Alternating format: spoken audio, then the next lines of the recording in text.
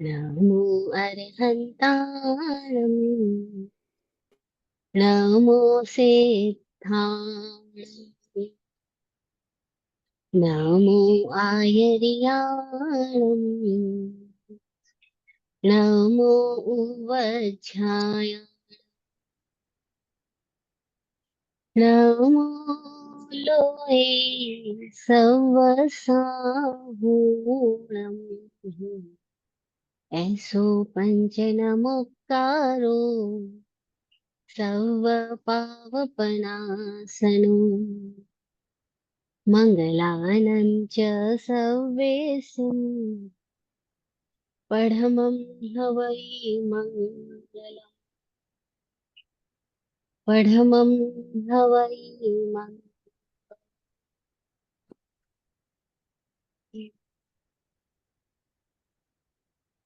अरहत सिद्ध को भाव वंदना अरहत सिद्ध को भाव वंदना शेष तीन सानिध्य सुगम नमो अरहन्ताण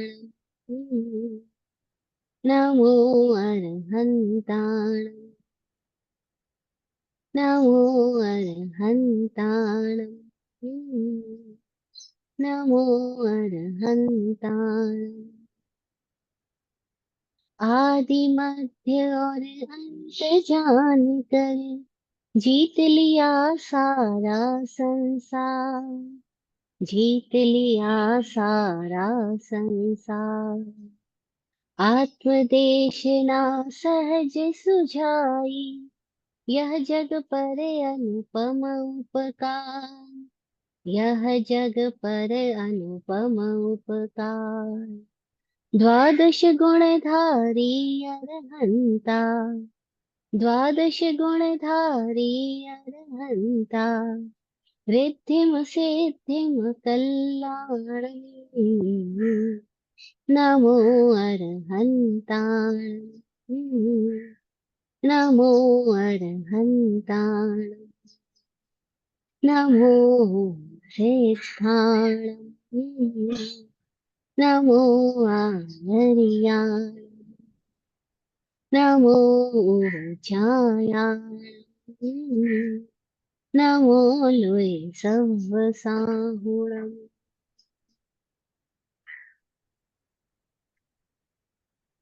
चरम तीर्थंकर समर भगवान महावीर स्वामी को भावमय वंदन नमन। चतुर्विद तीर्थ को प्रणाम।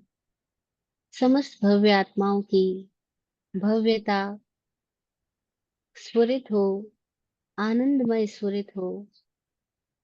सिद्ध प्रभु की कृपा से सभी का सिद्ध स्वरूप उजागर हो। सिद्धा सिद्धिम मम दिशन्तु सिद्धा सिद्धिम मम दिशन्तु सिद्धा सिद्धिम मम दिशन्तु। ओम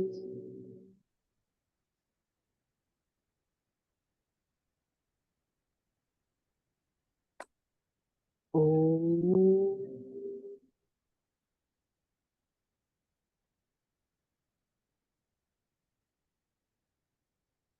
ओम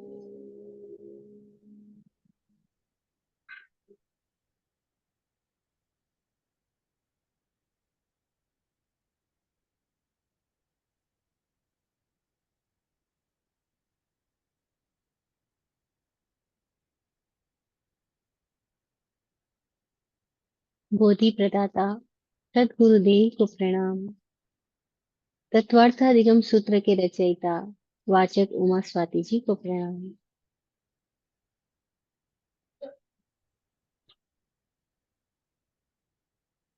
जी, तत्वार्थाधिगम सूत्र जिसको मोक्ष शास्त्र भी कहते हैं, इसके सेकंड चैप्टर के 36 सूत्र हम पिछले सेशन में कर चुके हैं। लास्ट सूत्र में हमने जाना था कि जीव का जन्म देह में कितनी कितनी तरह से हो सकता है। जीव का जन्म, देह में गर्भ के रूप में वो आ सकता है, औपपातिक रूप से आ सकता है, और समूर्छनम रूप से आ सकता है। वहां हमने समूर्छनम के दो अर्थ समझे थे। एक तो वे जो एकेंद्रीय जीव है और असंगी जीव है। एकेंद्रीय से लेकर के असंगी तक सारे ही जीव, चाहे वो पंचेंद्रिय क्यों ना हो, लेकिन असंगी है, बिना भान के, बिना संज्ञा के, बिना मन के है, उन सबको हमने समूर्छम कहा। दूसरा, वे जो बेभान जन्म लेते हैं, चाहे वो गर्भज हो, चाहे औपातिक हो, चाहे कोई भी जन्म क्यों ना हो, जो भी मूर्छा में जन्म ले रहे हैं, वो सब कुछ समूर्छम जन्म ही है। हकीकत में तो कोई थोड़े ही लोग होते हैं जो सभान जन्म लेते हैं, सहोश, जन्म भी जिनका चुनाव है, गर्भ भी जिनका चुनाव है, उपपाद भी जिनका चुनाव है। कोई थोड़े लोग, उन्हीं को सामान्य जनता अवतारी पुरुष कहती है, या तीर्थंकर कहती है, या कोई दिव्य पुरुष कहती है, जिनका जन्म सज्ञान होता है। अब आज जो नेक्स्ट चैप्टर है, नेक्स्ट सूत्र है सेकंड चैप्टर का, 37 सूत्र, वो शरीर के बारे में है। क्यों शरीर के बारे में है?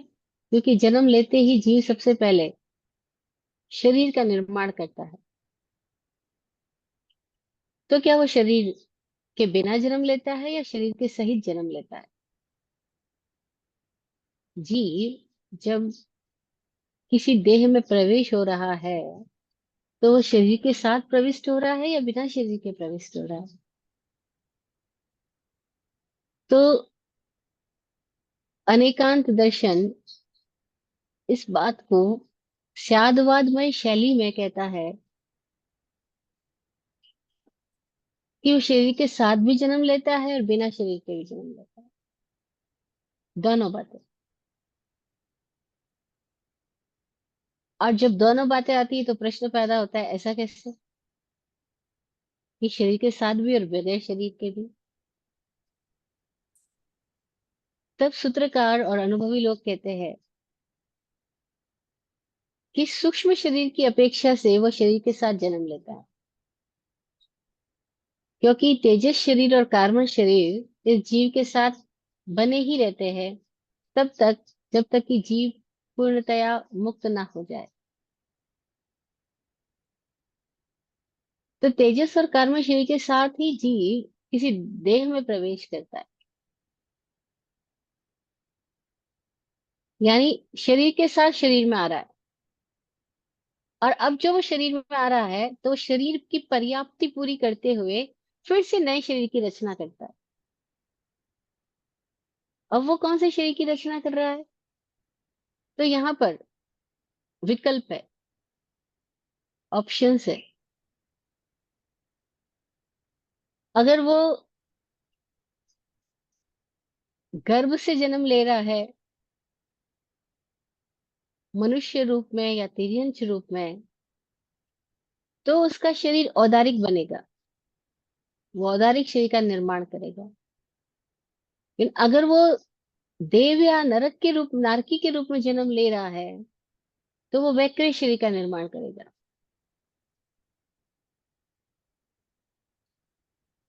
तो क्षेत्र भिन्न होने से क्षेत्रज में भी डिफरेंस आता है। जैसे हम यहाँ पे देखते हैं कि क्यों अमेरिका में लोग जो पैदा हो रहे होते हैं, उनका वर्ण डिफरेंट है, और अफ्रीका में, साउथ अफ्रीका में जो पैदा हो रहे थे, उनका वर्ण डिफरेंट है। हम इंडिया में देखें तो साउथ इंडियन और नॉर्थ इंडियन में इतना फर्क लगता है, ऐसा कैसे? इतना वर्ण भेद कैसे? अब ये तो वर्णभेद बात की बात है, ये क्षेत्र की विशेषताएं हैं। तो इसका पहला क्षेत्र, ये तो बाद का क्षेत्र है, गर्भ से निकलने के बाद का क्षेत्र, तो सबसे पहला क्षेत्र जो है, जो इस जीव ने अपने लिए चुना, वो इंसान के रूप में होना चुना या नारकी के रूप में होना चुना या जानवर के रूप में होना चुना, वो किस रूप में होना चुना, उसके साथ ही उसका शरीर का आकार, प्रकार, शरीर की प्रकृति डिफरेंट हो जाएगी। और जब कोई जीव अपनी ही जीवन यात्रा के बारे में खोज शुरू करता है, तो हमने बात की थी कि कैसे वो अपनी ही गति, योनि, सब कुछ चुन रहा होता है, कैसे वो संज्ञा के साथ या बगैर संज्ञान के कैसे वो जन्म ले रहा होता है। पिछले सूत्रों में हमने बहुत बातें की। तो अब वो नेक्स्ट बात ये आती है, तो उसने ये शरीर कैसे बनाया। तो बहुत सारे लोग ऐसा ही मानते हैं कि शरीर की रचना प्रकृति के द्वारा ऑटोमेटिक होती है। बहुत सारे लोगों के भीतर ऐसी ही बिलीफ है कि शरीर पंचभूतों से बनता है, पंचभूतों में विलीन हो जाता है, और प्रकृति ही रचती है। अथवा जो लोग ईश्वर बोलते हैं, वो बोलते हैं ईश्वरी इस सृष्टि की रचना करता है, ईश्वरी शरीर का निर्माण करता है। लेकिन क्या ऐसा है? तो यह जो वैज्ञानिक धर्म है, यह जो सर्वज्ञों का दर्शन है, आर्हत दर्शन है, वह ऐसा नहीं कहता कि कोई और इसकी रचना कर रहा है। वह कहता है ना ईश्वर रचना कर रहा है ना प्रकृति, उसको क्या पड़ी वो किसी को रचे। जीव खुद ही खुद का निर्माण प्रकृति के सहयोग से करता है। जैसे हम खाना पकाते हैं, तो खाना पकाने के लिए जितने तत्व हमें चाहिए हम लेते हैं, कहीं कहीं से उन सबको लेकर के आते हैं, ग्रहण करते हैं। और फिर खाना पकाने के बाद जब वो खाना हम खाते हैं, तो उस खाने से ये शरीर वापस बन रहा होता है। थोड़ी देर पहले तक खाना प्लेट में था, भिंडी, दही, अचार, सब्जी, दाल, चावल, रोटी, जिसका जो फूड है। और थोड़ी देर बाद में वो क्या बन गया, जब पेट के अंदर चला गया, वो खाना क्या बन गया। हैरानी नहीं होती, थोड़ी देर पहले भिंडी भिंडी थी, थोड़ी देर बाद में वो आदमी के रूप में कन्वर्ट हो गई। कैसे मिट्टी भिंडी बनी, कैसे मिट्टी टमाटर बनी, सब्जी बनी, और कैसे वो सब्जी आदमी बन गई, और कैसे आदमी से विसर्जन हुआ और वापस वो मिट्टी हो गई। पूरा चक्र चल रहा है। और ये पूरा साइंटिफिक, दादा भगवान कहा करते थे, साइंटिफिक एविडेंशियल ट्रुथ। ये ऐसे ही नहीं हो रहा है, सबके पीछे एक पूरा विज्ञान काम कर रहा है। तो जब कोई साधक अंतर यात्रा करता है, तो चूंकि वो अपने शरीर के भीतर ही अपने आप को खोज रहा है ना, हम अपने आप को कहाँ खोज रहे हैं, बाहर थोड़ी खोज रहे हैं, शरीर के भीतर ही अपने आप को खोज रहे हैं। तो ऐसी मजेदार घटना घटती है कि जब हम शरीर के भीतर खोज रहे हैं, तो हमारे भीतर प्रश्न पैदा होता है, फिर ये शरीर क्या है, ये कैसे आया, और ये कौन सा शरीर ऐसा हो सकता है जो हमारी जीवन यात्रा को पूर्ण सिद्ध अवस्था तक ले जाएगा, मुक्त कर पाएगा। या कौन सा शरीर ऐसा हो सकता है जो हमारी यात्रा को बाधित करेगा, रोक देगा।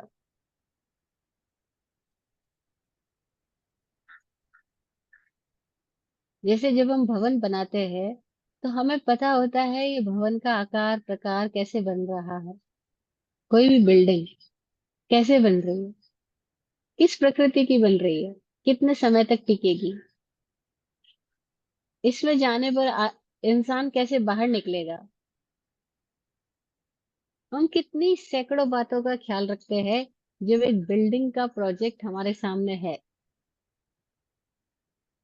क्या हम इस शरीर रूपी बिल्डिंग के प्रति भी जागरूक है?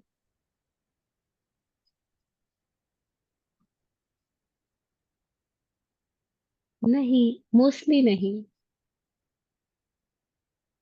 मोस्टली नहीं। हमें पता ही नहीं होता कि हमने माँ के गर्भ में आके कैसे अपने आप का निर्माण शुरू किया, या कैसे ये सब कुछ होता गया, या कैसे सब कुछ हो रहा है। हो ही रहा है ना। आज भी तो निर्माण चालू है, आज भी इसका ही बढ़ने और घटने की प्रक्रिया चालू है, जिसको पुरानी लैंग्वेज में चयोपचय बोलते हैं। चयोपचय का मतलब होता है इसको चय करना, संचित करना, इसका बढ़ाना और इसका वापस विसर्जन भी होते रहना। ये पूरी प्रक्रिया, जोड़ना टूटना की प्रक्रिया चालू ही है, चालू ही रहती है। लेकिन हम नहीं जानते इस प्रक्रिया के बारे में। तो ये शरीर विज्ञान का सूत्र है। और ये सूत्र शरीर को 5 भेदों में बता रहा है।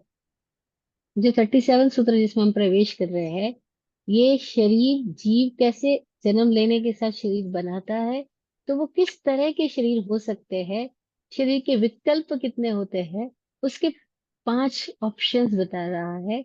औदारिक व क्रियाहारक तेजस कर्मणानि शरीराणि।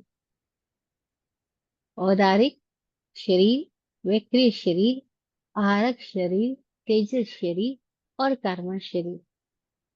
ये 5 प्रकृति के शरीर है, 5 तरह के शरीर है। और मजेदार बात है कि ये जिन योगियों ने जाना या अनुभव किया होगा, उन्होंने जब अभिव्यक्ति दी, तो किन्हीं योगियों ने 5 शरीर के रूप में अभिव्यक्ति दी, और किन्हीं ने कहा शरीर के 7 भेद है, 7 शरीर के रूप में अभिव्यक्ति दी। इसीलिए अलग अलग दर्शन की परंपराओं में अलग अलग तरीके के भेद मिलते हैं।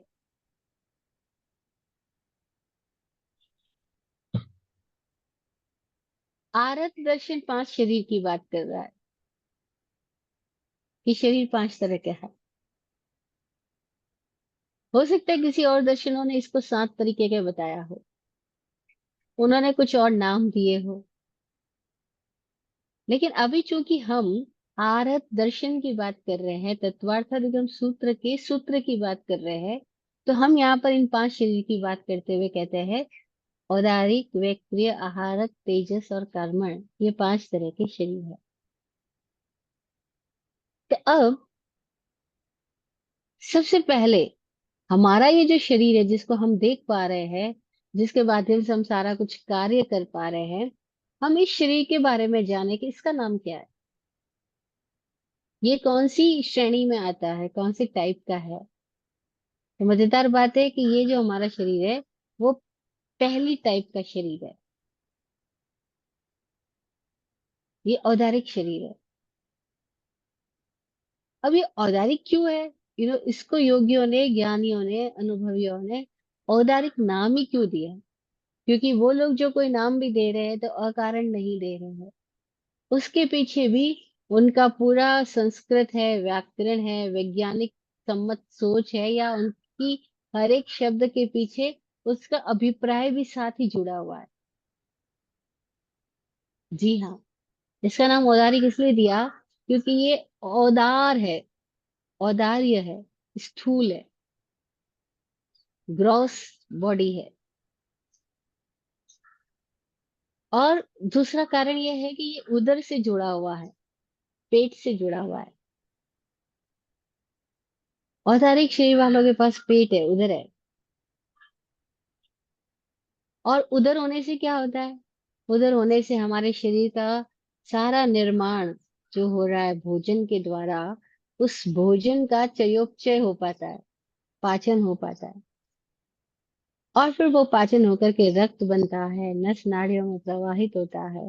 तो हमारे भीतर मांस, मज्जा, रक्त, नस नाड़ियां, ये सब कुछ जो विशेषताएं हैं, वो इस औदारिक शरीर की विशेषताएं हैं। ये एक बिल्डिंग डिफरेंट है।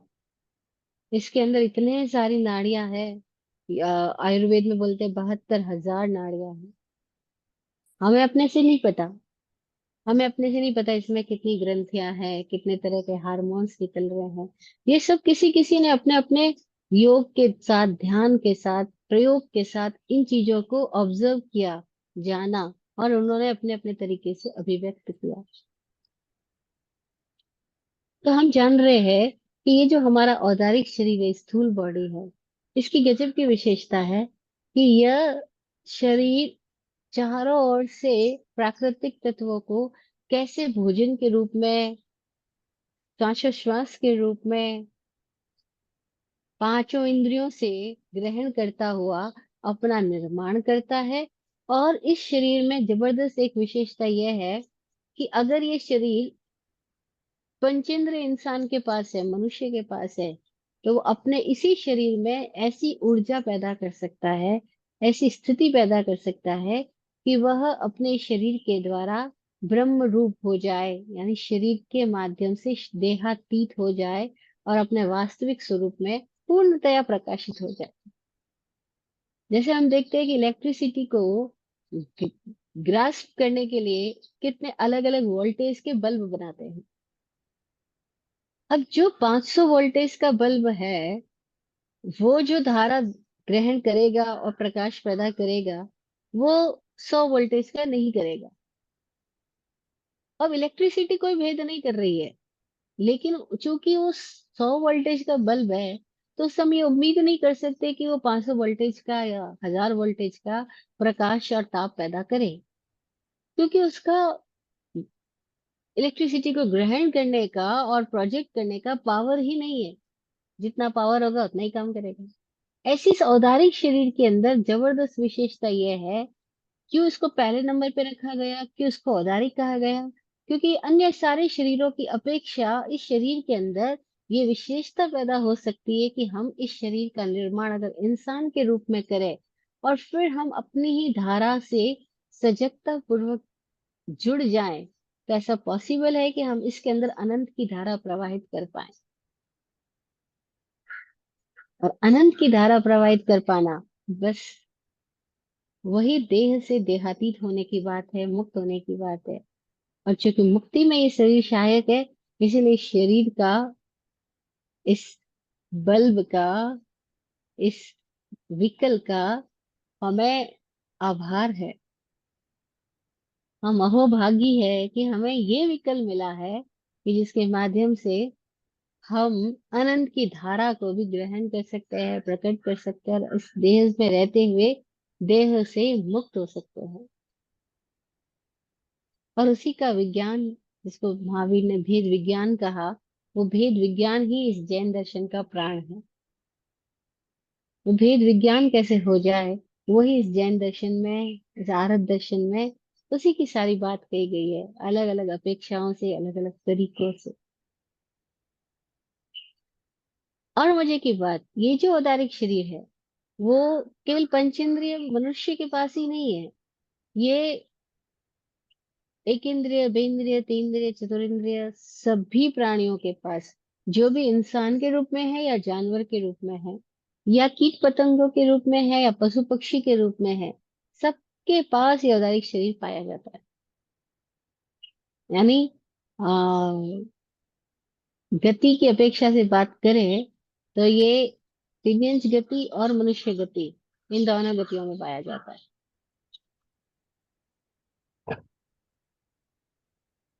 अब ये जो औदारिक शरीर है, इसका कैसे संचालन हो रहा है, कैसे ये भोजन से, वातावरण से स्वयं को बनाता है, और कैसे इसका लगातार सम्यक प्रयोग किया जाए, तो ये हमारी अंतर यात्रा में, हमारी मुक्ति की यात्रा में कैसे हमको सहयोगी हो सकता है, इस बात को हम अपने ही अनुभव से उजागर करें तो मजा है। लेकिन होता क्या है, शरीर भोग से बनता है, इसीलिए वो भोग की दिशा में ही सदा बढ़ता है। इसको भोग से योग की दिशा में ले जाना, ये पुरुषार्थ से ही संभव है, प्रयत्न से संभव है। अदरवाइज ये भोग से बना और भोग की ही यात्रा करता रहता। इसीलिए लगातार इसको भोजन चाहिए। भोजन भोग है, और पांचों इंद्रियों का भोजन भोग है। और वो पांचों इंद्रियों के भोग में लगातार रत रहता है। कोई थोड़े लोगों को पता पड़ पाता है कि इस भोग में से योग को कैसे साधा जाता है। लेकिन चूंकि हम इस शरीर को टेकन फॉर ग्रांटेड लेते हैं, तो हम कभी भी इस शरीर के अंतर को समझ ही नहीं पाते, और इस शरीर से कैसे हम मुक्त हो सकते हैं, उसकी तरफ कोई रेयरेस्ट लोगों का फोकस होता है। अदरवाइज हमारा सुबह से शाम तक एक ही फोकस होता है, कैसे इसको खिलाएं पिलाएं नहलाएं धुलाएं, इसकी केयर करें, और इसकी इससे अपना प्रदर्शन करें। और इसी तरह से हमारा पूरा जीवन चला जाता है। सुबह से शाम तक आदमी किचन और किचन के इर्द गिर्द घूमता हुआ अपनी जिंदगी बिता डालता है।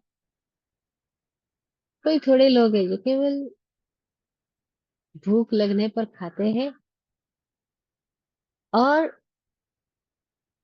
भूख पूरी होते ही रुक जाते हैं। कोई थोड़े लोग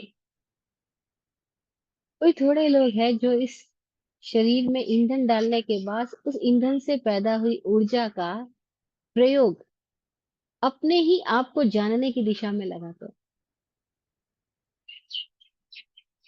क्या हम ऐसे हैं?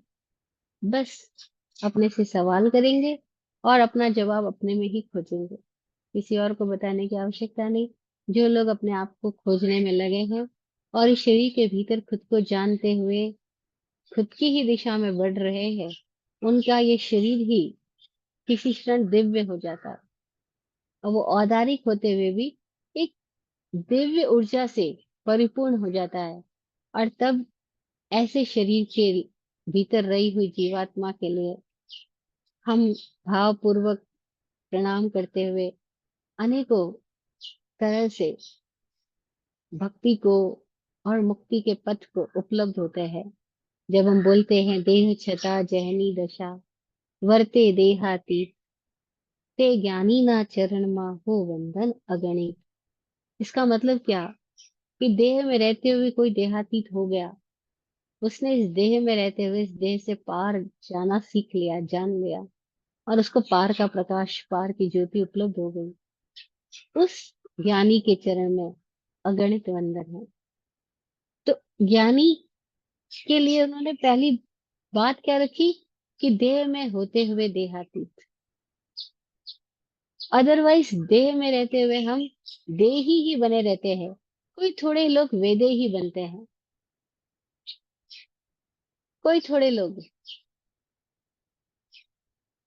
विदेह राज बनते हैं, जिसको हमने विदेह राज नाम दिया किसी समय में। इस भारतीय संस्कृति में वो उसको नाम दिया था जो देह में रहते हुए विदेह हो गया। जैसे ने राजा जनक को विदेह राज कहा, इसलिए राजा जनक की पुत्री को वेदे ही कहा। ये देह में रहते हुए देह से मुक्त होने की स्थिति को जानती है, समझती है, विज्ञान जानती है कि कब देह में आना, कब देह में कैसे रहना, और कब देह में रहते हुए देहातीत के अनुभव में चले जाना। अदरवाइज हम जब बिल्डिंग में आते हैं तो हम बिल्डिंग ही हो जाते हैं। हमें लगता है नई बिल्डिंग है। हम भूल ही जाते हैं हम बिल्डिंग में आए हैं और वापस हमें बिल्डिंग से बाहर निकलना है। और जब बिल्डिंग की टूट फूट होती है तो बड़ा कष्ट होता है। जब बिल्डिंग को बीमारी लग जाती है तो हमें बड़ा कष्ट होता है। लेकिन कोई थोड़े अनुभवी लोग कहते हैं, जैसे स्वामी जी से जब बात होती है तो स्वामी जी कहते हैं, कोई लोग बोलते हैं कि शरीर में बीमारी हो गई, डायबिटीज हो गई, कैंसर हो गया, ये हो गया वो हो गया। स्वामी जी कहते हैं शरीर में बीमारी नहीं है, शरीर खुद एक बीमारी है। शरीर में हमारा होना ही बीमारी है। हम शरीर में क्यों है? क्योंकि हम लगातार एक ही दिशा में भोग और संचय की दिशा में ही चलते गए। भोग और संचय, भोग और संचय, उससे शरीर निर्मित होता है। और जो संचय होता है उसका विसर्जन ना हो तो भी मुश्किल है, इसीलिए संचय और विसर्जन चयोपचय की प्रक्रिया में हम बने ही रहते हैं। और हर बार ये देह छूटने से पहले नई देह की कामनाएं हमारे भीतर इतनी ज्यादा पल्लवित और प्रकट हो जाती है कि हम देह के छूटने के साथ ही तुरंत नई देह बनाते हैं, क्योंकि हमें पता ही नहीं कि हम देह में बिना देह बनाए रह सकते हैं। लेकिन वो साइंस के लिए हमें कैसे भेद विज्ञान के रहस्य में जाना होगा, कैसे उस प्राण ऊर्जा को समझना होगा, वो एक डिफरेंट बात है। तो औदारिक शरीर जो है वो है तो सभी एक इंद्र से पंच इंद्रिय तक सभी प्राणियों के पास में, लेकिन मनुष्य के पास में क्या विशेषता है कि उसके पास में इस औदारिक शरीर के साथ में पांच इंद्रियां और मन भी है। अब ये जो मन है, जिस जिसका हम कितनी तरह से उपयोग करते हुए अपनी शक्तियों को कोई दिशा में प्रवाहित करते हुए अपने ही भीतर के सूक्ष्म शरीर को भी जान सकते हैं। दूसरा जो शरीर है जिसका नाम है वैक्रिय शरीर, ये जो शरीर है वैक्रिय शरीर, इसको कोई लोग ऑस्ट्रल बॉडी बोलते हैं और कोई लोग इसको सटल बॉडी भी बोलते हैं। लेकिन अभी हम इसको ऑस्ट्रल बॉडी कहेंगे, और ऑल्दो ये सटल बॉडी भी है, लेकिन सटल इससे भी ज्यादा सटल बॉडी और भी आगे आने वाली है। वैक्रिय शरीर की क्या विशेषता है? वैक्रिय, इसके शब्द में ही इसका इंट्रोडक्शन छुपा हुआ है कि जो विविध प्रकार की क्रियाएं कर सकता है, विकुर्वणाएं कर सकता है, अपनी रचना अलग अलग तरह की कर सकता है, एक का अनेक हो सकता है, बड़े का छोटा छोटे का बड़ा हो सकता है, कैसे लंबा हो सकता है, कैसे ठिगना हो सकता है, कैसे वो अलग अलग रूपों की सृष्टि कर सकता है। तो उस लब्धि योग्यता को, उस तरह की शरीर रचना को वैक्रिय नाम दिया गया। अब एक अपेक्षा से देखें तो हम अपने इस स्थूल के शरीर के साथ भी कितनी विक्रियाएं करते हैं। विक्रियाएं यानी विविध तरह की क्रियाएं, भांति भांति के नाटक। अब हम इस शरीर के साथ भी तो कितना अपने आप को कभी कैसा बना डालते हैं, कभी कैसा बना डालते हैं।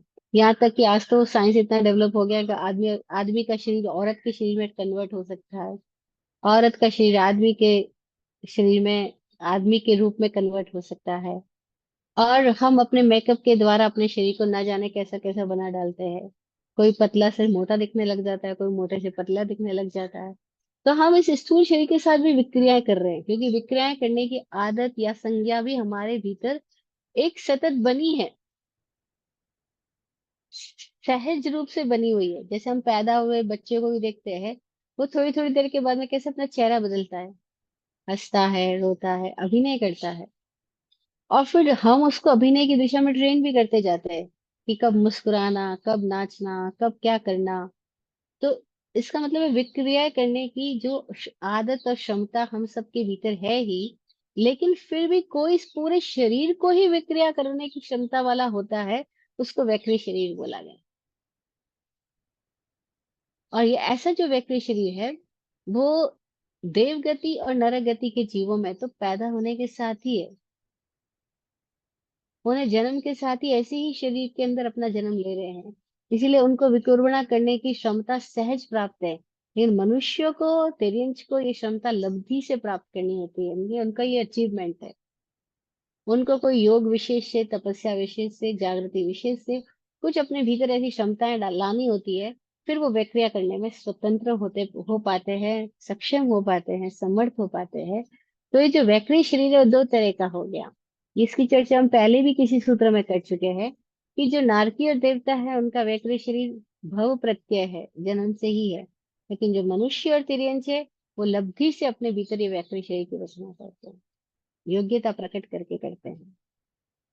अब ये जो वैक्रिय शरीर है, जो देवताओं में सहज रूप से मिलता है, नारकी में सहज रूप से मिलता है, उनमें से देवताओं के पास बहुत सारे ऑप्शंस है, नारकी के पास ऑप्शंस नहीं है। नारकी कुरूप से सुरूप नहीं हो सकते, सुंदर नहीं हो सकते। वो अपने आप को जैसा बनाना चाहे उससे उल्टा बन जाता है। आदमी बनाना तो अपने आप को अच्छा चाह रहा है, लेकिन बनता विपरीत है। ये नारकी के अंदर होता है, और देवताओं के अंदर डिफरेंस है। वो अच्छा बनाना चाह रहे, सुंदर दिखना चाह रहे हैं, वो अलग अलग नृत्य रूप में बनना चाह रहे हैं, वो अलग अलग भाव भंगिमाओं में आना चाह रहे हैं, वो आ पाते हैं, आ सकते हैं। उनके पास क्षमताएं है। लेकिन क्या सबके पास एक सरीखी है? नहीं। क्षमता एक सरीखी होते हुए भी क्षमताओं का प्रयोग करने की क्षमता सबके पास एक सरीखी नहीं होती है, कभी भी नहीं होती है। इसीलिए देवी देवताओं के भी अलग अलग टाइप्स है, अलग अलग श्रेणियां हैं। और उनमें से कई देवी देवता तो ऐसे भी होते हैं जो औदारिक शरीर के प्रति इतने आकर्षित होते हैं कि वो औदारिक शरीर के माध्यम से गुजर जाते हैं। कोई लोग औदारिक शरीर के का माध्यम बना करके रहना भी पसंद करते हैं और उसके अंदर रह करके भोग करना भी पसंद करते हैं। बड़ी विचित्र घटना है। ये वैकृत शरीर एक ऐसे जगत में प्रवेश करना है जहाँ एक डिफरेंट ही तरह का संसार है सारा कुछ। जैसे हमारे मनुष्य में भोग की इच्छा पैदा हुई तो हम कुछ क्रियाएं करते हैं, वहां पर भोग की इच्छा पैदा होते ही वो भोग हो जाता है। फिर हमारे यहाँ पर फिजिकल है सब कुछ, उनके वहां पर मेंटल है सब कुछ। और परमाणुओं की संरचना, शरीर परमाणुओं से ही बना है, एटम से बना है, लेकिन औदारिक के शरीर की रचना डिफरेंट है और वैक्रिय शरीर की रचना डिफरेंट है। और कई बार तो ऐसा होता है कि वैक्रिय औदारिक से आर पार हो जाता है, औदारिक को पता भी नहीं लगता। पुराने लोगों ने इसको एग्जाम्पल से दिया कि जैसे सूरज की किरणें हमारे इस कांच की खिड़की से आर पार हो जाती है बिना कष्ट पहुंचाए इस खिड़की को, ऐसे ही वैक्रिय शरीर औदारिक शरीर को कष्ट पहुंचाए बिना उसमें से गुजर जाता है। लेकिन फिर भी फर्क है कि यहाँ तो खिड़की गर्म होगी, कांच थोड़ा ताप में आएगा, लेकिन वहां तो ताप भी नहीं बढ़ेगा औदारिक का, और उसमें से वैक्रिय निकल जाएगा। एग्जाम्पल देना आज की दुनिया में तो बहुत आसान है। जैसे पहले उन्होंने सूर्य की रोशनी और शीशे का एग्जाम्पल दिया कि शीशे में से गुजर जाती है, लेकिन वो शीशे को बिना कष्ट पहुंचाए शीशे से पार हो जाती है। लेकिन आज हम एग्जाम्पल दे सकते हैं एक्सरे किरणों का। एक्सरे किरणें कैसे हमारे शरीर के अंदर से गुजर जाती है, हमें पता भी नहीं लगता, और वो शरीर का एक अलग आयाम में चित्र ले आती है। तो ऐसे ही जो वैक्रिय शरीर है, उसके अंदर भी गजब की विशेषता है कि कैसे वो अलग ही तरह से औदारिक में से गुजर भी सकता है। लेकिन कभी कभी ऐसा भी होता है कि वो औदारिक को आवेशित भी कर लेता है, उसमें समावेशित भी हो जाता है, अथवा उसको प्रतिवेशित भी कर लेता है।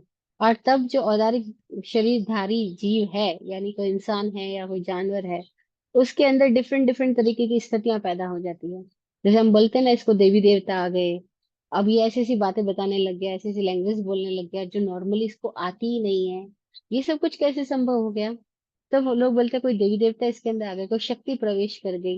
इसका मतलब है क्या शक्तियां प्रवेश कर सकती है? हाँ, कर सकती है। क्या फिर देवताओं को बुलाया भी जा सकता है और भेजा भी जा सकता है?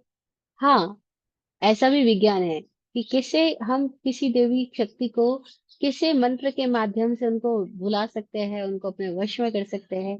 कैसे मंत्र के माध्यम से देवी देविक शक्तियों को वश में करके उनके माध्यम से कुछ कार्य भी करवाए जा सकते हैं। फिर दुनिया उनको चमत्कार बोलती है, लेकिन ये एक सहज घटनाएं हैं जो कोई लोगों ने अपनी लब्धि से प्राप्त कर ली है। खैर, इस संबंध में जाएंगे तो एक बहुत ही अलग तरह की दुनिया में प्रवेश हो जाएंगे। और कई लोग इसको अंधविश्वास मानेंगे, कई लोग इसको आ, काला जादू बोलेंगे, कोई लोग इसको कुछ नाम देंगे। लेकिन ये सब कुछ पॉसिबिलिटी है कि वक्र शरीर की विकुर्वणा शक्ति से इंसानिक जगत में, यानी भौतिक इस जगत में भी बहुत कुछ असंभव सी दिखने वाली स्थितियां संभव हो जाती है। ये पॉसिबिलिटी है।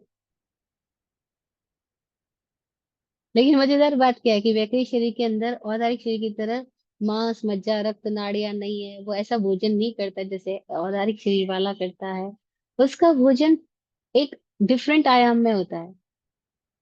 जैसे वो हवाओं में से श्वास और श्वास में से ही प्राण लेकर के अपनी जीवन गुजारा कर लेता है। उसके भीतर कोई खाने की इच्छा हुई तो बस इच्छा मात्र से ही पेट भर जाता है, खाना खाने वाली स्थिति नहीं है। इसीलिए विक्री शरीर में भी कई जीवात्मा ऐसी होती है जिनको औदारिक शरीर की तरफ भोग करने की इच्छा पैदा होती है, तो वो वहां की स्थिति से अतृप्त बने रहते हैं, वापस औदारिक में आने की कोशिश करते हैं। और ये मजेदार जगत की स्थिति है, जो जहां है वहां से अतृप्त है और अपने अपोजिट साइड में जाना चाहता है, विपरीत की चाह करता है, और जब विपरीत में चला जाता है तो वापस किसी और विपरीत की चाह करता है। और इस तरह से जीव झूले में झूलता ही रहता है। नहीं देखते हम कैसे अमीर आदमी ये सोचता रहे झोपड़ी वाले कितने मजे से सो रहे हैं, प्यार से रह रहे हैं, अगर ऐसे गरीब आदमी सोचता रहे ये महलों वाले कैसे रह रहे हैं। बस ऐसे ही जगती का कार्य चलता रहता है। तो ये औदारिक और वैक्रिय का जगत, वैक्रिय जगत के अंदर बहुत सारी और स्थितियां हैं, लेकिन उसकी हमें आवश्यकता नहीं है जानने की। जानकर हम करेंगे भी क्या, अनावश्यक जानकर है हमारे लिए। लेकिन क्या हम अपने भीतर की इस वैक्रिय शक्ति को जगा सकते हैं या जान सकते हैं? हाँ, ये पॉसिबिलिटी है।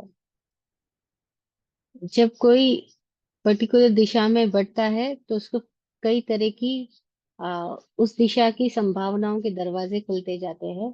और तब वो अपने ही शरीर के भीतर रहे हुए अपने ही वैक्रिय शरीर को भी जान पाता है, जगा पाता है।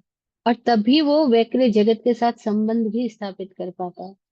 जैसे देवी देवता यहाँ है, लेकिन हमें नहीं दिखाई पड़ रहे, लेकिन जिसके पास वैक्रिय शक्ति जागृत है, जिसके अपने भीतर का वैक्रिय शरीर थोड़ा जागृत हुआ है, जिसके भीतर वैक्रिय की आंख है, वो देख पाता है।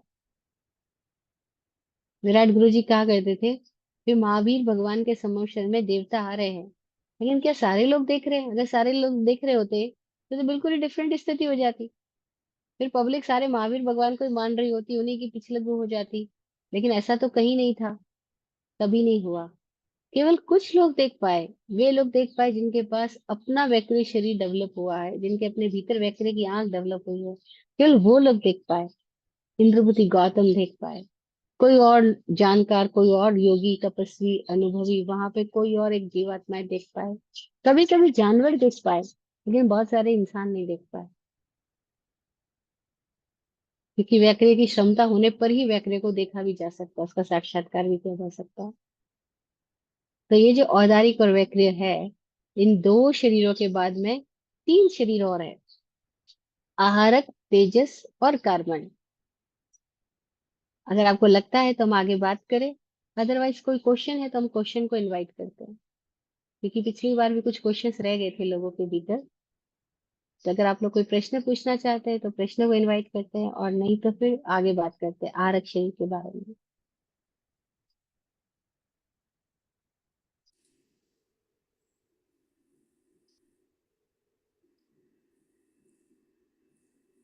आज लोग कुछ कम हैं, तो शायद हम्म। रिज्यूम करेंगे ना, तो ये क्वेश्चंस आएंगे। तो अभी अभी if we continue that would be good.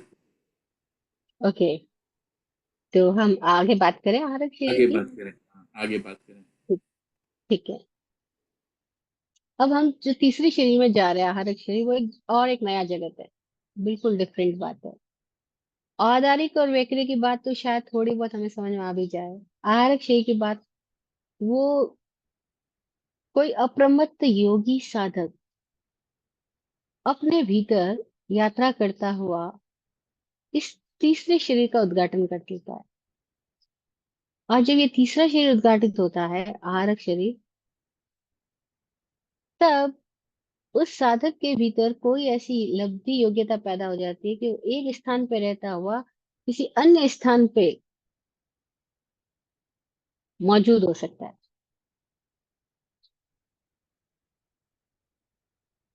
आज ये बात करना बहुत आसान सी है, क्योंकि आज हम एक स्थान से होते हैं बहुत सारे स्थानों पर अभी भी उपलब्ध है। लेकिन आज हम जिस तरीके से उपलब्ध है वो वैज्ञानिक तकनीक की अलग माध्यम है। लेकिन वो लोग जब उपस्थित होते थे ऐसा, तब उनके लिए आसान बात नहीं थी, क्योंकि उनके पास आज की तरह मीडिया नहीं था। आज तो सोशल मीडिया के माध्यम से हम एक जगह से ना जाने कितने सारे जगह को, जगत, पूरे जगत को हम अपनी प्रेजेंस दे सकते हैं, अपनी वॉइस दे सकते हैं, अपना वीडियो दे सकते हैं। लेकिन तब ये बात बिल्कुल डिफरेंट थी।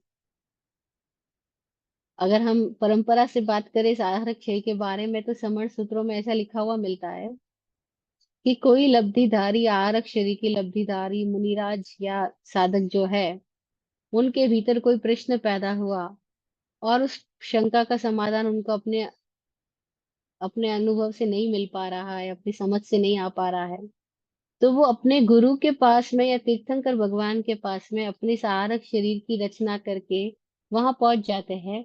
और वहां जाकर के वो समाधान लेकर के वापस आ जाते हैं। और ये सारी घटना एक क्षण में घट जाती है। पलक झपके जितनी देर में तो वो अपनी इच्छा शक्ति का प्रयोग करके अपने भीतर से एक बिलात का, एक हाथ का शरीर निकालते हैं, और वह सूक्ष्म शरीर जाता है, अपने गुरु की परिक्रमा करता है, और गुरु से अपने प्रश्न रख भी लेता है, आंसर भी मिल जाता है, और वापस इसी शरीर में समाहित भी हो जाता है। और उनके सामने बैठे हुए अगर किसी जिज्ञासु ने प्रश्न किया तो उसका जवाब भी दे देता है।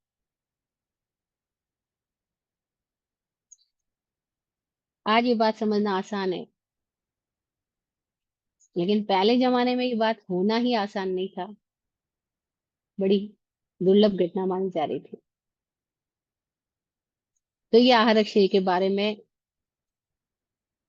उपलब्ध जानकारियां इस तरह से है कि कभी कभी कोई लब्धिधारी मुनिराज जब देखते हैं कि जगत में बड़ी विचित्रताएं पैदा हो रही है, कोई एक स्थान पे बड़ी हिंसा पैदा हो रही है, या बड़ी दुर्घटना हो रही है, या जबरदस्त अत्याचार हो रहा है, तो वो अपने ही भीतर से एक पुतला निकाल करके आकाश में खड़े हो जाते हैं, और आकाश में से आकाशवाणी की तरह अ, आवाज प्रकट होती है, और लोगों को बोध होता है कि वो हिंसा बंद करे। मतलब कुछ चमत्कार सा पैदा होता है और हिंसा बंद हो सकती है।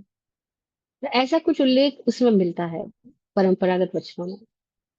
लेकिन विराट गुरु जी जो एक अद्भुत साधक हुए, अद्भुत योगी हुए, वो आहारक शरीर के बारे में और भी अपना अनुभव अलग सा बताया करते थे। वो कहते थे कि जैसे हमारे शरीर में एक हृदय है जिसको हम लेफ्ट साइड में महसूस करते हैं।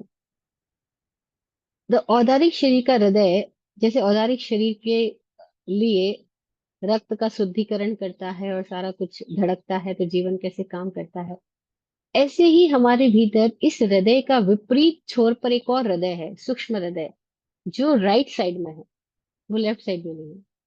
और राइट साइड में रहा हुआ ये जो हृदय है, ये व्यक्ति शरीर का सूक्ष्म हृदय है। मतलब जैसे औदारिक का हृदय, ऐसे व्यक्ति का भी एक हृदय है, और वह आहारक शरीर है। और वह जो आहारक शरीर है, वह प्राणों के माध्यम से काम कर रहा होता है। जैसे ये हृदय रक्त के माध्यम से काम करता है, वो प्राणों के माध्यम से काम कर रहा होता है। और कैसे प्राणों की विशिष्ट धारा से उस हृदय के माध्यम से जीव आत्मा अपने भीतर कुछ अलग स्थितियां, संभावनाएं प्रकट कर पाती है, और अपने आप को कोई नए आयामों से जोड़ पाती है। तो वो इसको सूक्ष्म हृदय की तरह कहते थे, और कहते थे इस हृदय से हम अपनी प्राणों की शक्तियों से कुछ विशिष्ट स्थितियां अपने में डेवलप कर सकते हैं। और ये कोई बहुत कठिन बात नहीं है, बहुत आसान बात है, थोड़ी सी योग साधना की बात है। ऐसा अनुभवी पुरुष विराट गुरु जी का कहना था।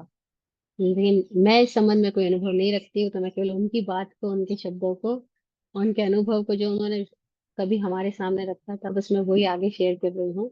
लेकिन ऐसी बहुत सारी और अलग स्थिति आरक शरीर की है। और वो कहते हैं कि ये सब में मौजूद ही है, ये पांचों शरीर सब में मौजूद ही है, केवल डेवलप होने की बात है। औदारिक डेवलप है तो दिखाई पड़ जाता है, वैक्री और आहारक मोस्टली अनडेवलप्ड रह जाते हैं। कोई थोड़े लोग ही इसकी दिशा में आगे बढ़ पाते हैं। तो जो बढ़ पाते हैं उनके लिए ये बिल्कुल आसान बात है कि कैसे इन घटनाओं से हम साक्षात्कार कर सकते हैं, है ना। खैर, उसके बाद तेजस और कार्बन शरीर है, जिसको हम एकदम अभी पहले शॉर्टली जान लेते हैं, फिर हम विस्तार से कभी और बात करेंगे। तेजस शरीर वो है जो हमारे भीतर पूरा तापमान रखता है, संतुलन बनाए रखता है।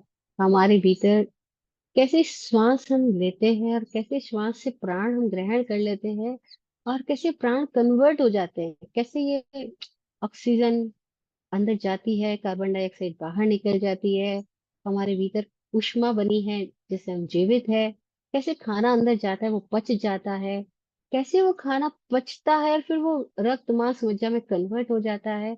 उन सब प्रोसीजर में वो जो ताप काम कर रहा है, वो तेजस शरीर है। वही तेजस शरीर की वजह से हमारे चेहरे पे तेज है, कांति है। वही तेजस शरीर की वजह से सबकी पाचन क्षमता अलग अलग है। वही तेजस शरीर की वजह से हमारे भीतर कन्वर्जन लगातार हो रहा है। वही तेजस शरीर एक है तो एकदम सूक्ष्म रूप में सेटल बॉडी है ये। लेकिन ये बॉडी कैसे हमको अन्य बॉडी के साथ कनेक्ट कर पाती है, लिंकिंग बॉडी। लेकिन इसको भी योगियों ने एक्सप्लोर किया, और जब इसकी शक्तियों का एक्सप्लोर किया तो वो कई कई वर्षों तक बिना खाए पिए रह पाए। केवल सूर्य की ऊष्मा लेते हैं और अपने तेजी शरीर को ऐसा बना डालते हैं कि उनको भोजन की जरूरत ही नहीं। बस वो ऊष्मा से ही पूरा शरीर उनका जीवित रह जाता है। और तब उनके शरीर में कुछ ऐसी लब्धियां भी प्रकट हो जाती है कि अगर वो किसी को एकदम प्रेम भरी निगाह से देखे या आशीर्वाद वाले भावों से देखे, तो उनकी शीतल निशा सामने वाले को जाकर के एक अलग तरीके की सुरक्षा, सांत्वना, समाधान प्रकट करवा देती है। विपत्ति में रहे हुए लोगों को बचा देती है शीतल तेजो निशा से। लेकिन अगर कोई मिथ्या दृष्टि साधक हो, कोई क्रोधी हो, घोर तपस्वी हो, तेजिस शरीर की लब्धि को तो उसने पैदा कर लिया, लेकिन उसकी समझ गलत है, विकृत है, या उसके भीतर का आवेश अभी उसके कंट्रोल में नहीं आया, तो ऐसा भी पॉसिबल है कि वो तेजोलेशिया, उष्ण तेजोलेशिया के माध्यम से किसी को जला डालो, भस्म कर डालो। भस्मासुर, गोशालक भस्म करने जला जा रहा था। दो मुनियों को उसने भस्म कर दिया भगवान महावीर के समक्ष शरण था। भगवान महावीर पर तेजोलिशा का प्रहार किया। उस तेजोलिशा को जगाने की विधि भी उसने महावीर से ही सीखी थी। और जिस गुरु से उसने वो विद्या सीखी है, उसी गुरु पर उस विद्या का दुरुपयोग करके उनको मारने की कोशिश करी। ये सब कुछ तेजस शरीर के एक अलग आयाम के प्रयोग भी है। देखो ये बातें कभी कितनी कॉमन रही होगी लोगों के भीतर, कैसे लोगों ने इसको जाना, समझा, प्रकट किया होगा। आज हम इस दिशा में अलग आयाम से गए हैं। आज हम वैज्ञानिक तरीकों से गए हैं, इलेक्ट्रिसिटी के माध्यम से गए हैं। आज हमने इलेक्ट्रिसिटी के इतने चमत्कार पैदा कर दिए हैं। ये हमने बाहर की दिशा में काम किया। कोई लोगों ने अपने आप पर काम किया और अपने भीतर के तेजस शरीर से भी बहुत सारी चीजों का निर्माण किया और विध्वंस किया। ऐसी स्टोरियां पुराणों में भरी पड़ी है ना। और फिर इन सब का जो आधारभूत शरीर है वो कार्बन शरीर है। वो कार्बन शरीर क्या कर रहा है? वो हम जो कुछ भी भाव हमारे द्वारा प्रकट होते हैं, जो कुछ भी स्थितियां हमारे भीतर आती है, उससे पूरे जगत में आंदोलन होता है और परमाणु उससे चार्ज होकर के कैसे इस जीव के आ, वलय के साथ, लेशा वलय के साथ जुड़ते जाते हैं, और कैसे कर्म बंधन होता है, और फिर कर्म की निर्जरा हो रही होती है, और कैसे कर्मों का स्टॉक हो रहा होता है। वो सारा काम कार्बन शरीर का है। तो कार्बन शरीर ही कॉजल बॉडी है, सूक्ष्म शरीर है, सूक्ष्मतम शरीर है, जिसके कारण से बाकी सारे शरीर भी काम करते हैं। और इस कॉजल बॉडी से कैसे कोई जीव मुक्त होता है, इसकी बात हम फिर आने वाले सत्र में करेंगे। आज इतना ही रखते हैं। सबके लिए गुरु जी की दुआ पढ़ती हूँ। आप फूलो फलो हो जिंदगी मखमल मुलायम, आपकी हर खुशी पे है हमारी जान सदके। दुआ करते हैं चुपचाप दिल की थाप से हम, रहे जाते नवाजे हर घड़ी अरमान सबके। अमन और चैन से गुजरे आपका वक्त सारा, अमन और चैन से गुजरे आपका वक्त सारा। रुख पे खिलती रहे यूं रूह की मुस्कान खिल के, रुख पे खिलती रहे यूं रूह की मुस्कान खुल के। जय हो, जय हो, जय हो। सबका कल्याण हो। ओम शांति, ओम शांति।